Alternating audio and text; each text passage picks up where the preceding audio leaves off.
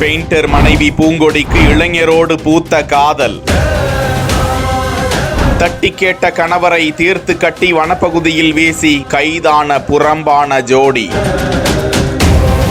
தேனி மாவட்டம் வீரபாண்டி அருகே உள்ள மாணிக்காபுரம் கிராமத்தை சேர்ந்தவர் 39 வயதான சென்றாயன் பெயிண்டராக பணிபுரிந்து வந்திருக்கிறார். இவரது மனைவி பூங்கொடி அதே கிராமத்தை சேர்ந்த 24 வயதுடைய ராஜபிரபு என்ற இளைஞரோடு பழகி வந்ததாக சொல்லப்படுகிறது. இது குறித்து கணவர் சென்றாயனுக்கும் அவரது மனைவி பூங்கொடிக்கும் அடிக்கடி கடுமையான வாக்குவாதம் ஏற்பட்டு குடும்ப தகராறு இருந்து வந்திருக்கிறது. ஆனாலும் இளைஞரோடு பழக்கத்தை தொடர்ந்து வந்தாராம் பூங்கொடி. இது சம்பந்தமாக ஏற்பட்ட பிரச்சனையில் பூங்கொடி கணவரை விட்டு பிரிந்து குச்சனூரில் உள்ள தனது பெற்றோர் வீட்டிற்கு சென்று விட்டாராம். மனைவியை அழைத்து செல்வதற்காக அங்கு செல்ல அங்கும் கடுமையான வாக்குவாதம் ஏற்பட்டு இருக்கிறது. அப்போது அங்கு வந்த சர்ச்சைக்குரிய அந்த இளைஞர் ராஜபிரபு சென்றாயனை சமாதானம் செய்து குச்சனூர் சங்கராபுரம் சாலையில் உள்ள வனப்பகுதிக்கு அழைத்து சென்றதாக சொல்லப்படுகிறது. அந்த பகுதியில் ரோந்து பணியில் ஈடுபட்டிருந்த வனத்துறையினர் அங்கு ஒரு ஆண் சடலத்தை கண்டறிய தேனி அரசு மருத்துவக் கல்லூரி மருத்துவமனைக்கு